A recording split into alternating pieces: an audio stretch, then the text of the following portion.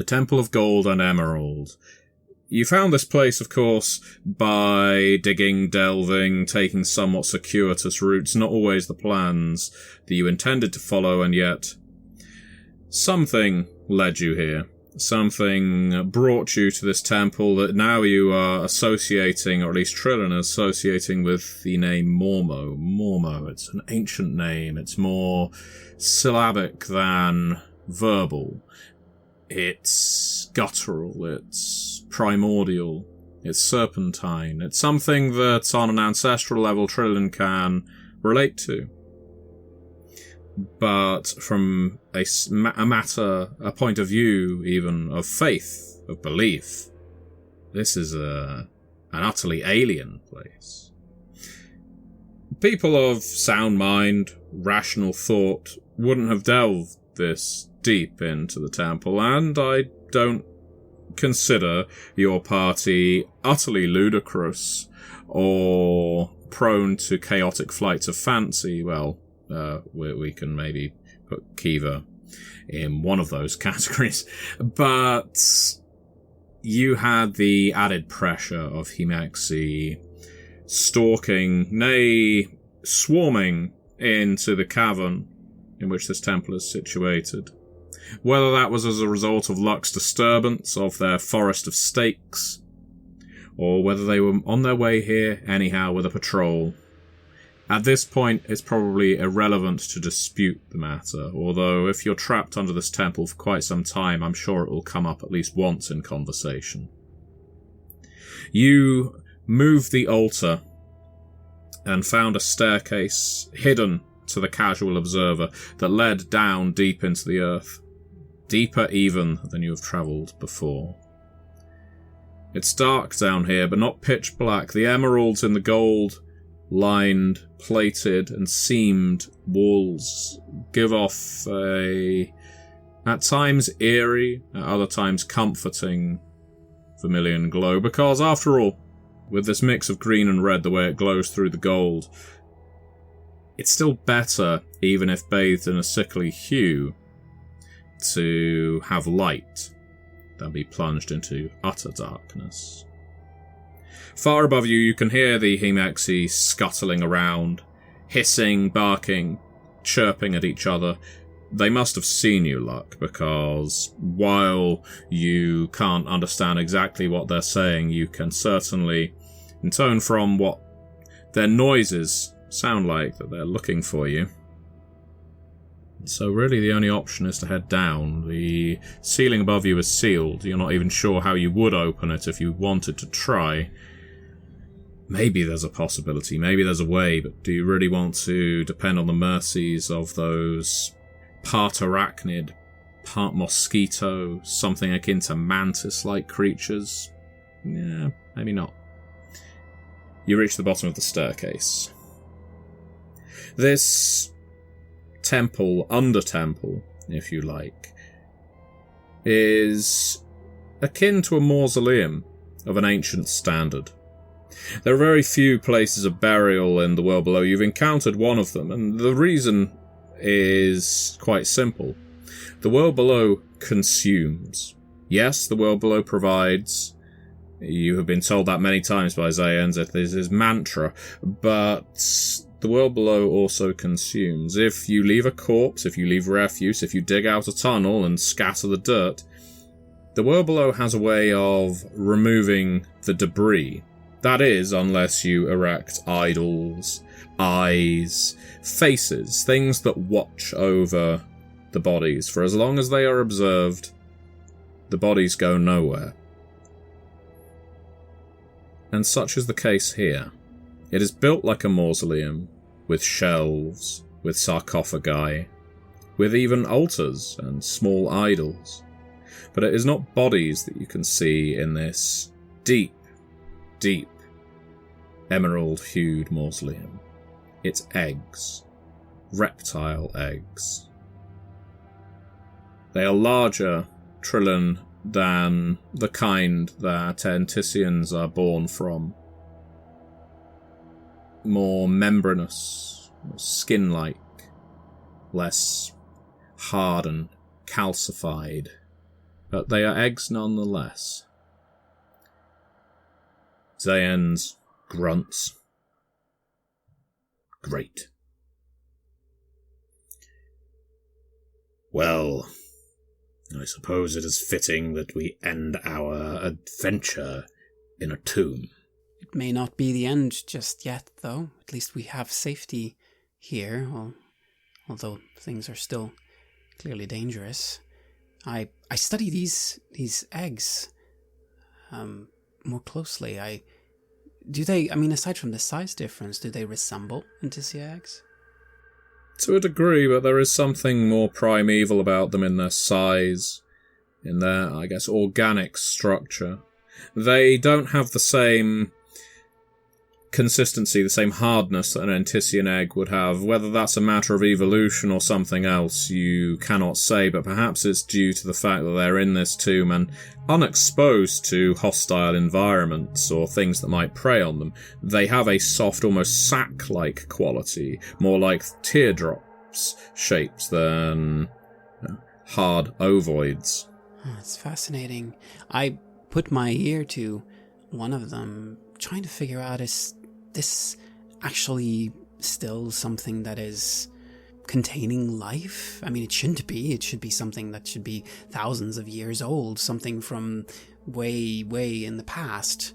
But then again, this is a place that Mormo controls, and deities are able to do a lot of things, and perhaps even keeping something like this alive.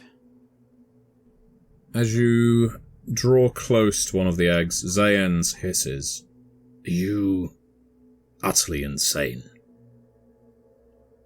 How do you know that whatever's in there won't hatch? I don't, but there's something about it. I want to learn. I want to know what this is. What does that have to do with the bone spurs jutting out of your wrists, I wonder? I look at those again, and I just try to shake that off. I don't know. I don't know how all this makes sense. I listen also. I try to listen. Is Mormo still speaking? Is she... Yeah, and with a clearer voice now. Do not listen to the grim human. Trillin, my child. Do not let him distract you. The children need a mother, a father, a parent, a guardian. I cannot be there in body, but I can be there through you. Let the babies hatch. Let the serpents crawl from their eggs. Guide them, rear them, and when they hunger, allow them to feast. They are only small and will be for some time. You have the perfect device for bringing them into being, and your wrist spurs almost itch with anticipation.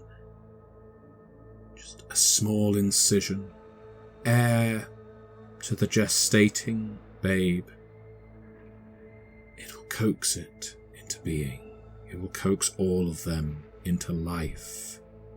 And part of me does want to guide this life into this world below, because it has been waiting here for so long, and it should have a chance at life, just like I had a chance at life. But then I think about what Mormo asked me to do to my friends, and the fact that I have no idea what kind of creatures these things might turn into. Perhaps they might become predators that feed on those of us who live down here. I don't know if that's a risk I can take, if I can stand against this. I look to my companions and I say what I've just heard. Mormo wants me to let these things be born. These serpents, that they be given life. I I guess I don't know what to do about that. Who the Thelm is Mormo? The god here. The deity that this temple was created for. Heresies. The world below provides. This is just some altar to ruin. How long has it stood? Thousands of years. Most likely since way before the fall and the descent. Quite. Anything that is speaking with you is a shadow, an echo of the past, nothing that can be good or benevolent. There is a reason things like this are sealed off. Luck, Kiva, surely you agree. All I know is everyone is behaving very strangely. Here I am trying to warn you about the Hemexi right up there, and we're all talking about eggs. So, Trillin... Oh, we know about them, Luck, because someone brought them to us. What? Oh, sorry, I understand why you're confused. No, I warned you about them, and then you all ignored me because you came into this temple. I then decided not to abandon you all and came back to save you. Now, Trillin. I'd go up to Trillin and give him a firm little poke in the chest. Tell you what, you can come back and collect these eggs and do whatever you want with them later, but for the moment, let's focus on the escape route and getting out of here before we get eaten by spider crabs. Okay, well, I would like to, hold on, one moment. So, okay, here's the thing. Mormo, right? Again, God, rebirth, creation, death, rot. Remember the whole cyclical thing we talked about, like, not that long ago, is kind of like the thing. Depending on the stage of where Mormo is at, that kind of like determines like the mood of her worshippers and all this stuff. And I gesture to all the eggs. I'm just wondering if like we're kind of in like the rebirth stage of this god. And I just fear that if we let them come up, that it will not be great. Because, you know, death, rot, that whole part, that kind of comes after the rebirth and the creation part. So I just, maybe we don't let them be born. Maybe not. Maybe we just don't. Why would anyone worship a god of rot? I don't, people believed, weird things, I'm not doubting that. I am questioning the sanity of anyone who would. I mean, rocks are pretty cool, just saying. Not rocks, clothhead. Rot. Oh, sorry, I misheard. I thought you said rock. Anyway, again, irrelevant. Hemexi, escape route. When we've escaped, Trillin, come back, do whatever you want with your lovely eggs. No. Again, cannot overstate, how much you probably should not come back and do anything with the eggs. Probably not. It's just a bad idea. Bad idea. Do you think I'm going to leave you, Trillin? Do you think that if you just abandon this place and my children, our children, that I am not going to seek justice for the lives that you have sacrificed? There is a cycle, Trillin, and you are an operative part of it. There is a reason I sent that fool Aquoro back to your settlement, while the rest of his friends served as fertilizer. As at this point, Trillin, you can look underfoot. While this mausoleum certainly does have tiles of gold, seams of emerald, and a red hue from behind each, the ground is softer, spongier. It wasn't even something you noticed when you descended because the light in here is quite so dim. In fact, the fact that you weren't making clodding great footfalls down here was something of a comfort. You don't want to let the Hemexi know where you are. But you're able to see now that there is a spread of organic matter from the staircase all the way into the gloom in the distance. One body stretches a long way, 4 bodies keeps the eggs fertile. I think I understand. But you did all this to get me to come here? You wanted me to come and make this possible? You are my inheritor, Trillin. It is simple. You never believed that you were truly Antxon, adopted into a community not your own, a people not your own, but the Serpent's blood is within you. The Serpent's fangs are a part of you. All you need do is start the next cycle. And you will be blessed forevermore. They will all know your name. They will all know your face. Beyond these serpents, peoples throughout this world below will know who you are. Trillin, the hatcher of Mormo's young. And they will shout, call out, exult, scream your name. That does sound like a special kind of fate, and something is very enticing about that, but I don't think I'm ready for that fate just yet. I don't think I should do this. I'm sorry, Mormo. I'm sorry to disappoint you, but I don't think I can be the Hatcher. I think I just want to be Trillin. What? I am expending great effort to speak with you right now. Do not throw this in my face. Fangs can bite back, Trillin.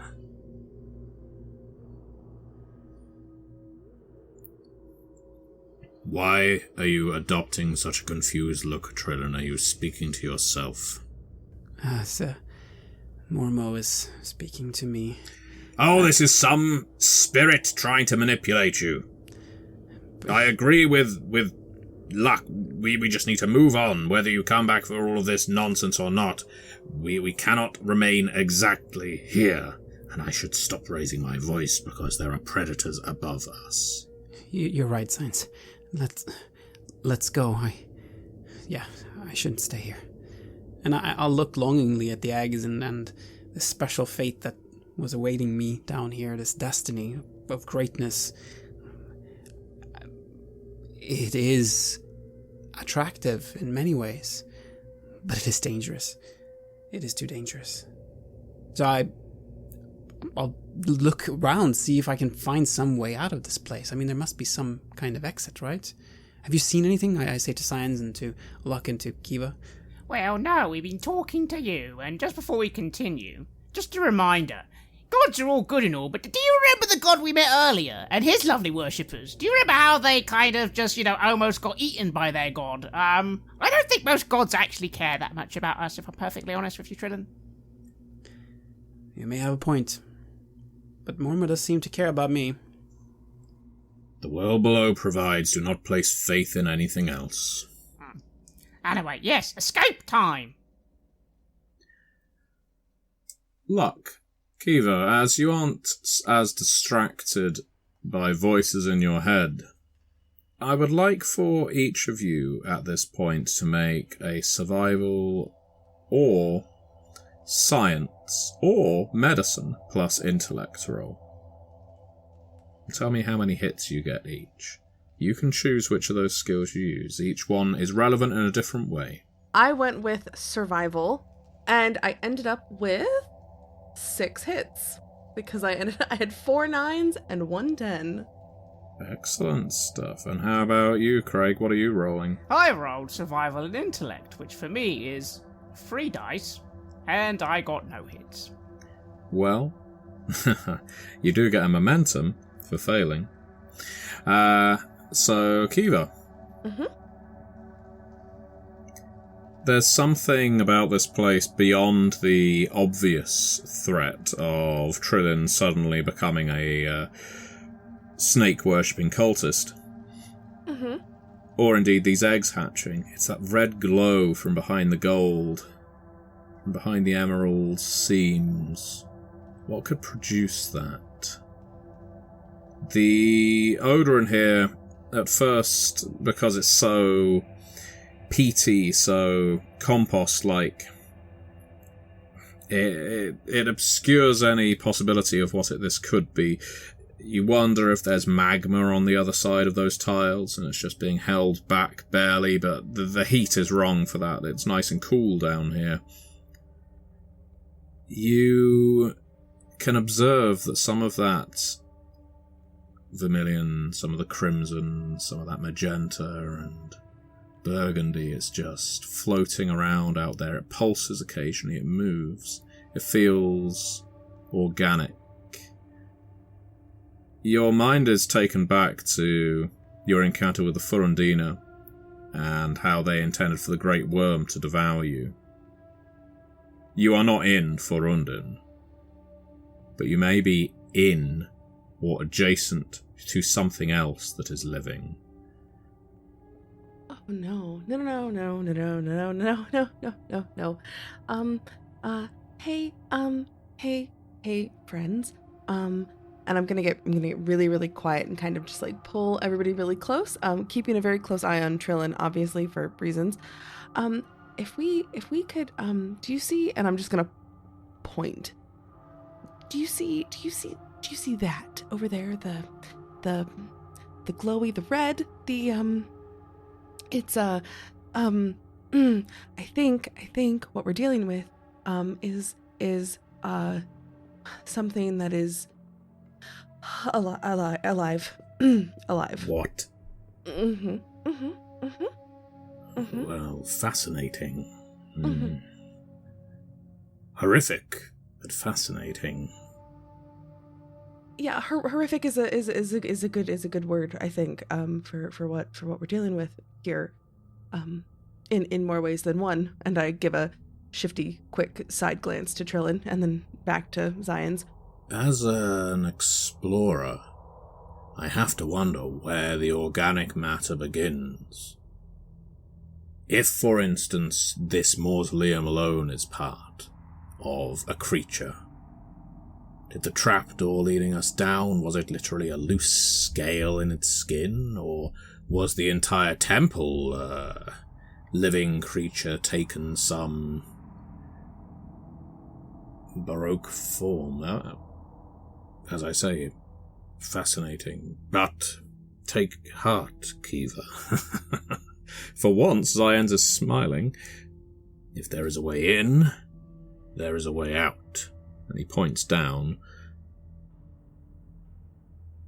Okay, so consider just for a moment. If you Zion's, you take something in, right? How does what you take in come out? Cause that's where I'm at right now, and I am not sure I like that end result, if I'm right. Which I may not be, of course, but if I am, I'm not happy about it. Well, Siva, I'm kind of the same, but we haven't got much choice. Unless, hey, Trillin, Mormo wants to eat people. Why doesn't it want to eat all those lovely Hemexi? I mean, they seem far more rich in nutrition. I'm not certain. Perhaps they're helping Mormo. I can't quite tell. They seem to know of this place, though, and Mormo seems to be tolerating them, so that may be a clue. Oh, well, that's dull. Because if we can't deal with them, then we have no choice. Unless, Zayans, it turns out you've been the greatest warrior this entire time. Well, I do not like to boast arrogance. But he walks over to one of the walls and pushes gently against it. This is solid. I was worried for a moment there with Kiva's panic that we would suffer some kind of Let us be clear, some kind of stomach spasm or throat constriction, if that was our play, but these walls are not going to suddenly move, and whatever this Mormo is not going to risk the eggs. Yes. Shame I didn't bring more bombs. The day is still young. There's still a chance. Still a chance. I think the risk is if we go too much deeper, so perhaps what we need to be doing is hacking our way out from here, where the structure is most solid. I know that may sound counterintuitive, but my reasoning is, if this is an organic life, and we head deeper into it, we could end up living Kiva's nightmare and be funneled down towards some dread stomach filled with dissolving acid. Sorry. I'm not sure why you're laughing. It's not really funny. Just, if I'm, again, just being honest, just sharing thoughts, feelings, emotions, lots of it. Well, Kiva, can't you do something I don't know? Magical, then, or sorcerous? Maybe you can find a way of opening the way through its neck or bones. I don't know. I'm not very good at mining. That chaos rock you're constantly chewing on. But if I use it because it's volatile, then that means I don't have it anymore. You see the problem, right? I mean, honestly, yes, I do. But on the plus side, you can, if you're alive, find more rocks. Well, if you're dead, you won't be able to find any rocks. You can hear scraping above you now. Okay. You know what? That is a really good point. A really, really good point. I would like to be alive to find more chaos rocks. You are going nowhere, Trillin. Trillin, can you make I would like you to actually combine your science and resolve, please. Or athletics and resolve, you can choose. That is 1 hit. Only 1. Okay. Well, in that case, you can feel those fangs in your wrist. They are starting to slide back into your skin, underneath your scales, but this is not some retractable Wolverine-like claw that is done so often that it's done without pain. This is like a terrible, jagged bone being jammed, mostly, given that you only got 1 hit, under your blood vessels and back to where it was as part of your wrist bone, but more so it is severing the tissue, the vessels, the veins that it's cutting through. Fangs bite back, Trillin. I fall to my knees and I scream, ah! And I'm just holding my arms and I'm trying to get through this somehow.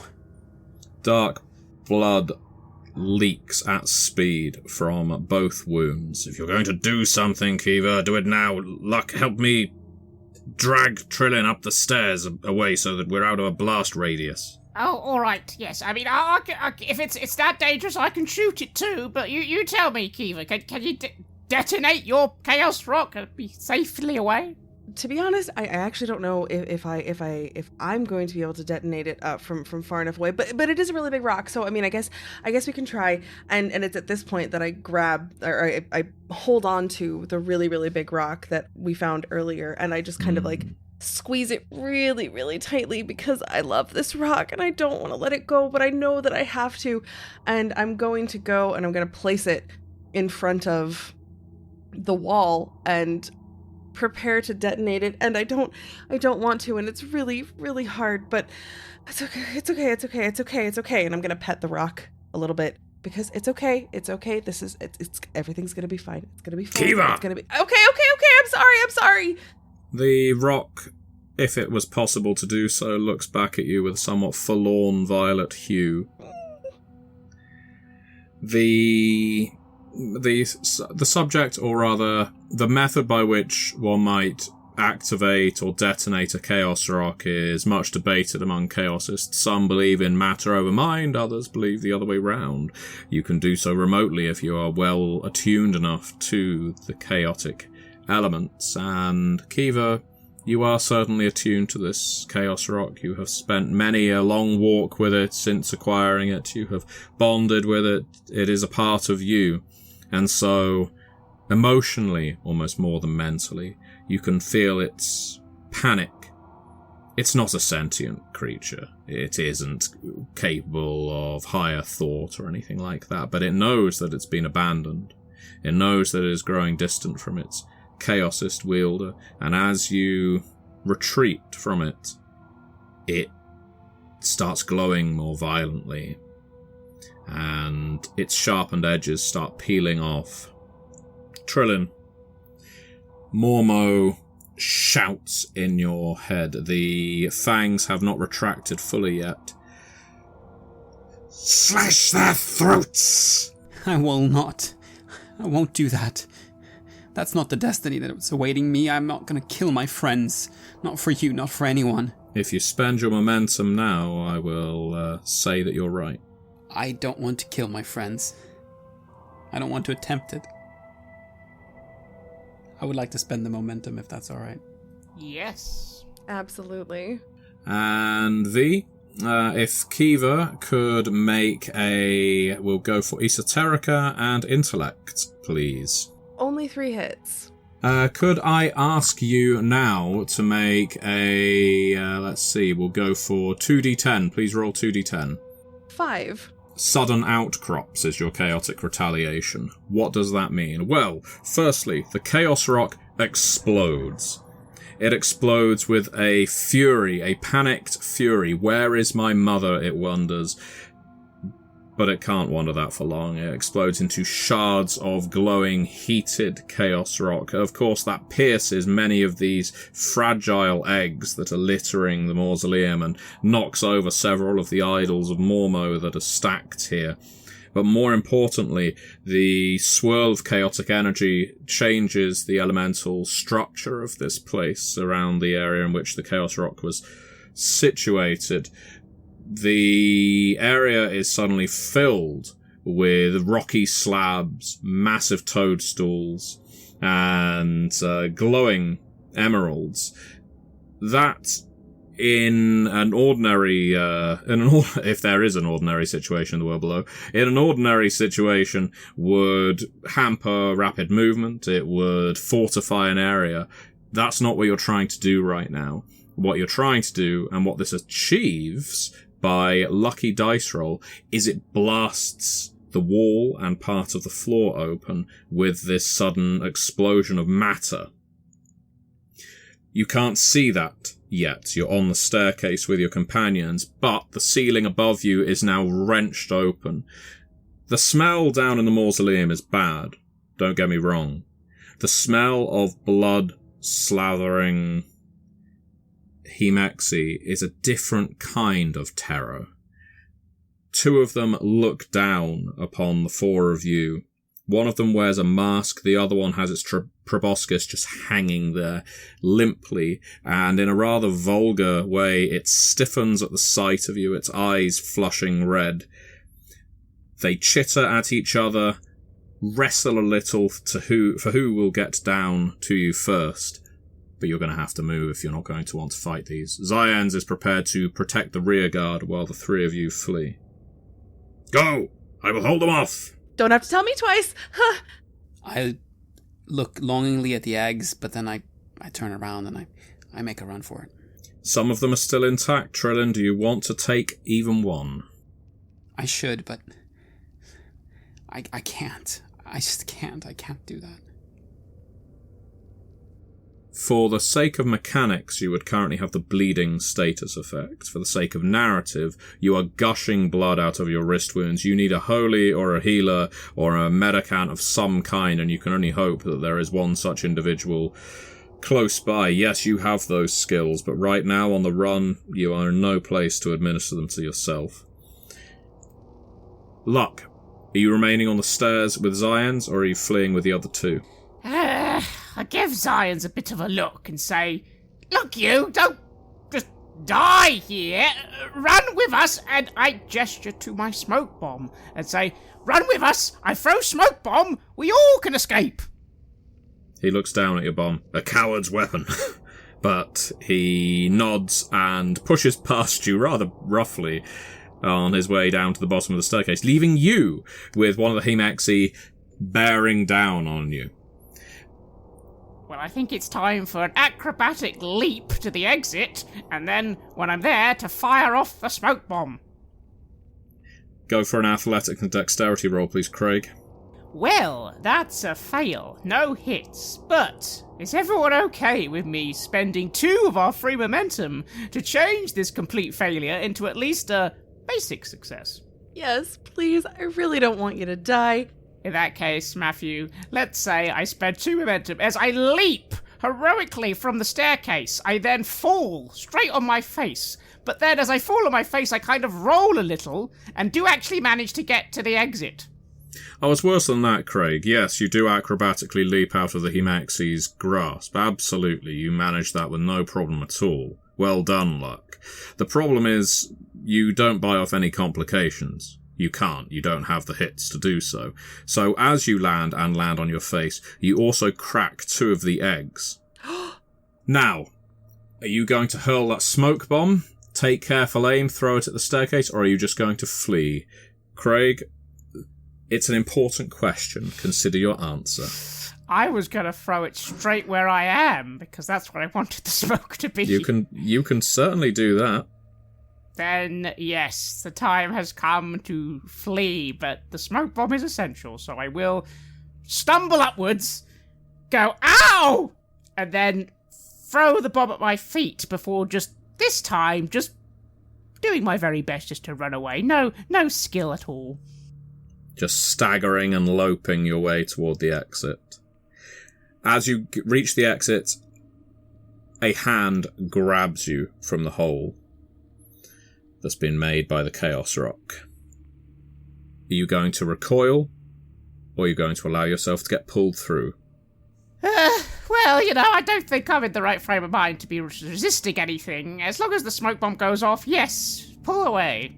The smoke bomb definitely goes off. You actually hear serpents wriggling from their eggs now.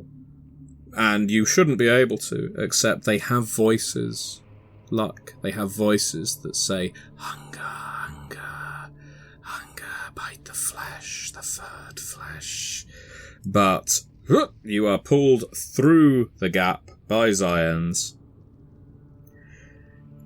And with some relief, though you're not out completely in the clear yet, the 4 of you are now in an adjacent, small, incredibly narrow and jagged tunnel. It slopes downwards. Where this goes, what this is a naturally formed cave. This could end in a dead end, but right now it doesn't feel like you have many options. Looking to your left, yeah, some of your assessment, Kiva, may well have been correct.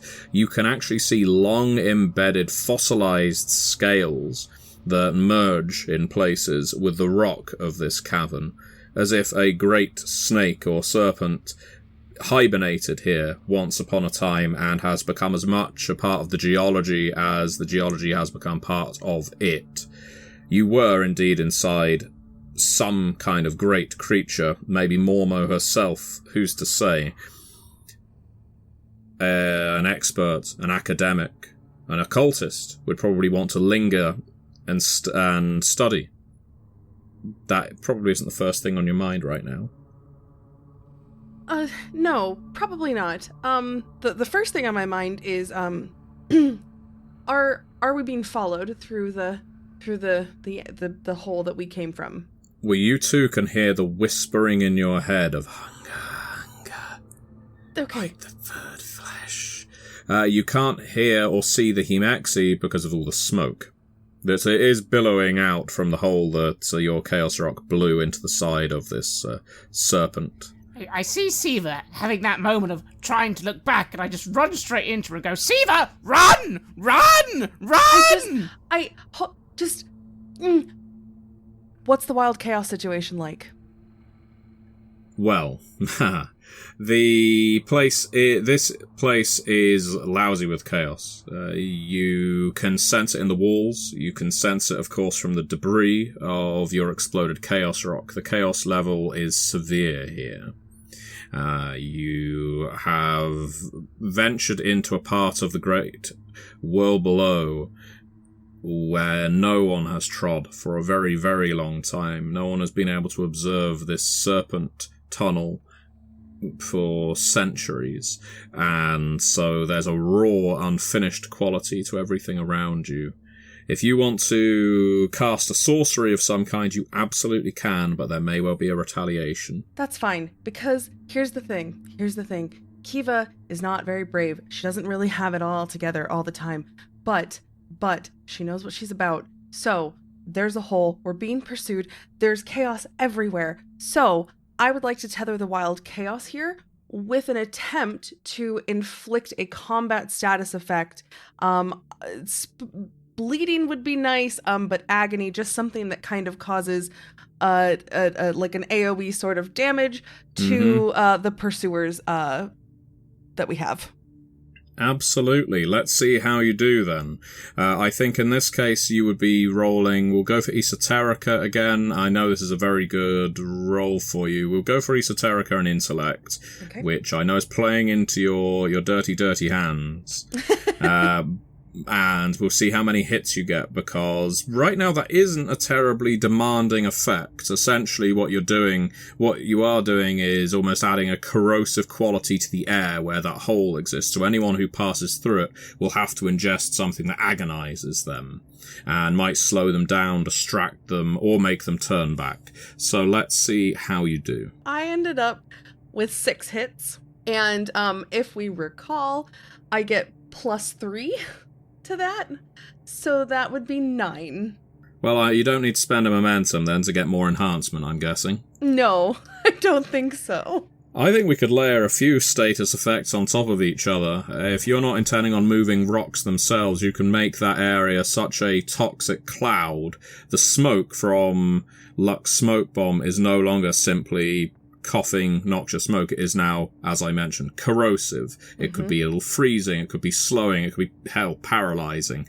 This is a toxic spew no one of right mind would wish to breathe in, and would neatly cover your rear as you run. So if you want to do that, that is absolutely fine. Absolutely. Well, all of you are able to pick up a whiff of this. Trillin, you have worse things to worry about with the amount of blood you're losing, but even you know there's no going back into that temple now. Mormo is not speaking to you, isn't mocking you or whispering. Again, she probably also has other things to worry about, as Hemexi have just entered her gullet. I almost feel a little bit, not lonely necessarily, but not having her voice there. There's something about her that I miss. This whole thing has affected me in a very strange way. But yes, as you said, I have something more important to worry about right now. So I'm just trying to follow my friends and trying to make it out of here as best as I can. Those spurs still protrude from your skin slightly. If they are driven in even further, you don't know how much permanent damage that's going to do to your arms. Again, time is not on your side. You cannot sit and study or perform surgery right here, but you are going to need those examined. Maybe healed with chaotic magic. But for the time being, flight. You need to get out of here as fast as possible. I would like for one of you to lead the rest of the group here, and if you want to defer to Zions, you absolutely can. We're looking for someone who is good at athletics and dexterity. I'm bleeding out, and these are things that I'm also not very good at, so perhaps someone else. Well, I normally am, but we saw the roll last time. But I would have 6 if I rolled athletics dexterity. Same. Well, Luck, I suggest you. I think so. I think I see Siva doing her magic and I go, okay, that's good! And I run forwards and desperately try and see if I can safely find the way out, even if I am a little rushed. Make your roll. 1 hit. 1 hit. Well, the complication in this case is that while you do indeed flee, and you do so without losing your footing, you're able to lead the rest of your companions. Zion does remain at the back, just in case any Hemexi are bold or stupid enough to actually pursue, or these serpents do so, but he is following as well. The main issue is you do plunge once again into darkness. It's a familiar sensation, and of course, likely, as you veer away from the body of the serpent tunnels and away from that red hue, you are now once again in the gloom, but not for long. You lead your companions to relative safety. There is still sound behind you. You haven't travelled far. But the ground starts crumbling. Not just crumbling, it's not like you're on loose, brittle ground, but you're on small, fine pebbles that start sliding and sinking beneath your feet. Now, to us surface dwellers, such a fate would seem bleak indeed. But the truth is, luck. Yes, you've led them all to safety, but safety from what? You led them to safety from the Hemexi and the Serpents. You led them to safety from Mormo. That's great. You need to give yourself a pat on the back. But now you're sinking into loose screed and shale. I want one more. This is your final one, Craig. One more athletics and dexterity. You have a momentum. 2 hits that time. 2 hits. In that case, you can choose which of your 2 companions, including yourself, gets through this sinkhole without taking any harm. I suppose as I begin sinking, I vaguely am aware of what might be going on, so I quickly manage to leap up myself, and being very light, it's probably easy, but I suppose I only have time to grab onto one of my friends as I sort of shout out, sinkhole! Are they all relatively the same closeness? I would suggest so. For the purposes of this roll, yeah, you could save any one individual. I think it has to be Zion's. He did just save my life after all, 10 seconds ago, and I am an honourable fellow, and he's really big, and he can grab someone else. So I will quickly reach over to hoist him up and say, Zion's, quick, grab someone else! As Trillin and Kiva go sinking into the loose ground, he keeps hold of the hook of his grapple and throws his chain down. Is one of you going to grab for it? Only one of you can get it. Trillin and Kiva. There's no time to negotiate. If both of you try, neither of you will get it. I wouldn't be surprised if I'm very distracted by the fact that I'm bleeding and I have these fangs. Which is precisely why Kiva would reach down and wrap the rope around your waist to try and get you up. Kiva's a really good climber. Maybe there's some sort of thing that she can do. In her mind it makes sense. You're injured. You have to get out. She's got a better chance. She knows that. Very well, Trillin. You find it looped around you, and Zion's, with a hefty tug, pulls you from the pit as Kiva disappears out of sight. Now, Kiva, it's not a long descent, or not as long as it could be. You find yourself passing through a fall of screed, like a waterfall, but a permanent shower of loose stones. It, by rights, should hurt, should cut you up. It does graze your skin, it opens up wounds, but it's not nearly as horrible as it could be. In fact, in a way, it's something of a falling sanctuary. The stones around you prevent you from falling too fast. You can't breathe, but luckily you're not within them for long enough to suffocate. It's 25 seconds of descent, which is a long time by any measure, but again, not as long as it could be, before you collapse onto hardened rock, and you can suddenly feel your arms being tugged and you're being pulled from the shower. Who the hell are you then in our rockfall? You can see a dove, tattoos lining her face, utterly obscuring any of her features beyond the illustration, and you recognize the eyeball in her forehead depicting one of the settlements very deep. It's the settlement of Oracaster. Speak! Makaru, speak! Pats you on the back so you cough out any grit. I'm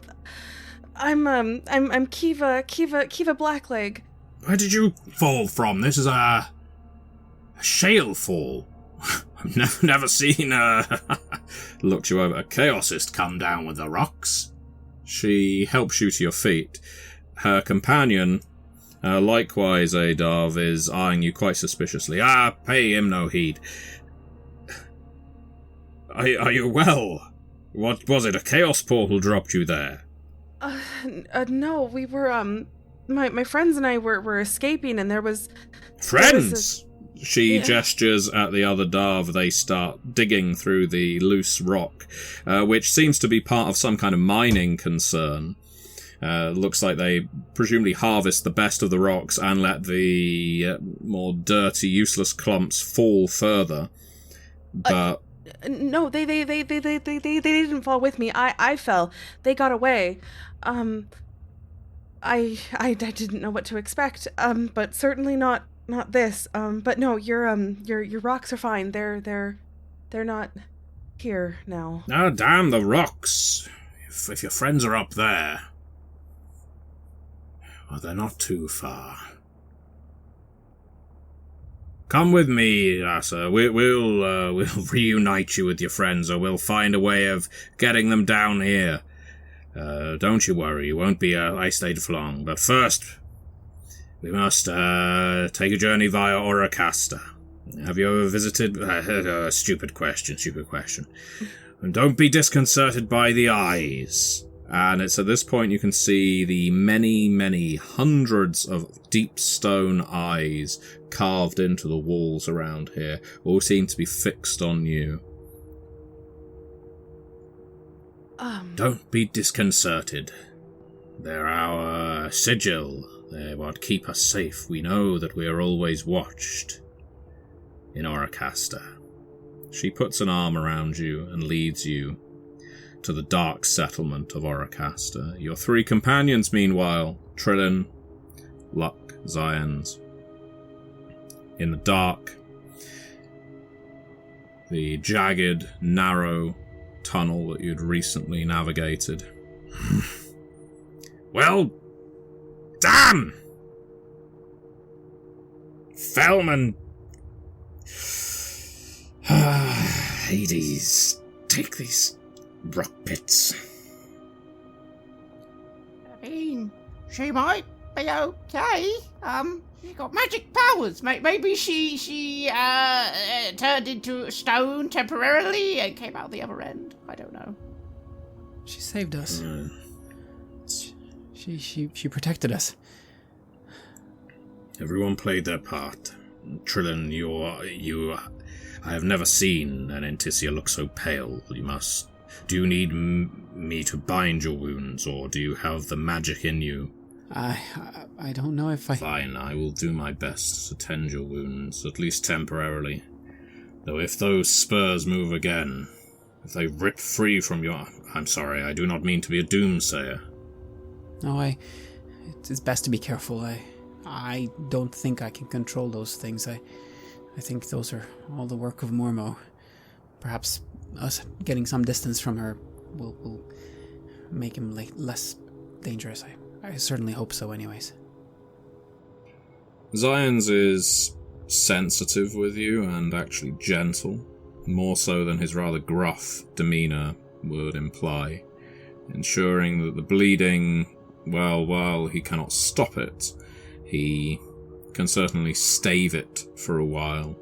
Oh, I have enough clean cloth and animal gut, washed out, mind you, here to bind the wounds whenever they are needed. We will stop in 10-15 minutes or so and change the binding if we have to. It's soaked through. Thank you. For now, we must keep moving. We cannot linger here. Where once that noxious cloud passes, who knows how far the Hemexi or those snakes will track us. We wish to be out of Mormo's attention. You're right. Let's get going. He helps you up, puts an arm around you, and helps you walk along into the darkness. Luck?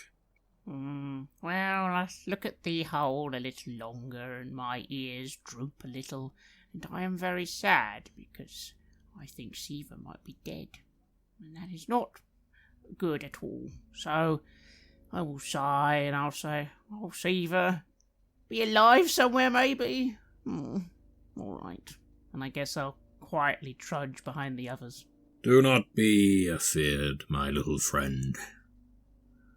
I know I say it often, but the world below does provide. And Kiva is one of us. She treats the world below with respect, even love. You saw the way she was with that chaos rock. The world below looks after her own. Kiva will be well. Maybe you're right. Yeah. And look, Zide, see, you're alive as well. See, I told you. Me and you and Trillin, we're a team. I do owe you my life, Luck. And in fact, we have all saved each other in numerous ways on this simple map-making trip. But let us see whether we can find a place where we are not so surrounded by darkness, eh? Sure thing. Indeed. And you know, we got the root still in our brains, and I found a helmet, so it wasn't all that bad. I still have the map. He pats his side. Not that you can see it, but you can hear it in this darkness.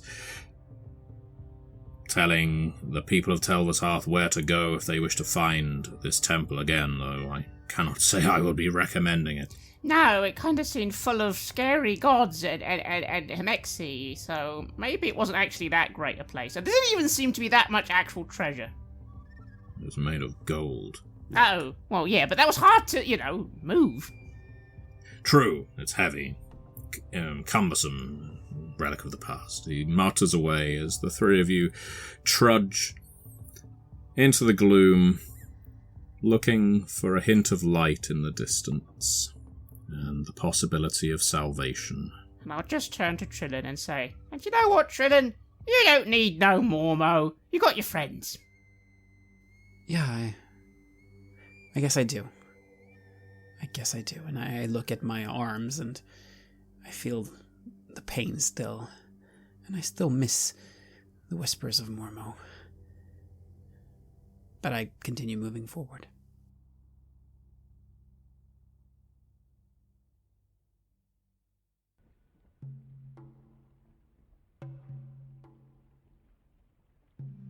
You have listened to an episode of Red Moon Role-Playing, where we play the Serpent God's Fangs for The World Below. The World Below is published by Onyx Path Publishing, and you can find the link to the game in the show notes. Joining us in this series are none other than V from Queen's Court Games and our dear friend Matthew Dawkins. The music was made by Aegir Sonus and was used with permission from their label Cryochamber.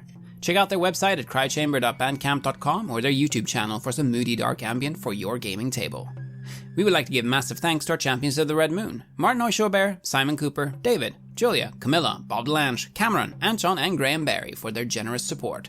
And we would of course also like to thank all of our other patrons. Without your support, the show would not be possible. If you want to support our work, please check us out on Patreon. You can get access to bonus campaigns for Cult of an Indie Lost and Coriolis there, as well as get early and raw access to all of our recordings. You can also hear your name read on the show as a champion of the Red Moon, as well as play Cult with us. Most importantly, that support is what keeps the show going, so do check us out there. Thank you again for listening, and remember that the world below provides.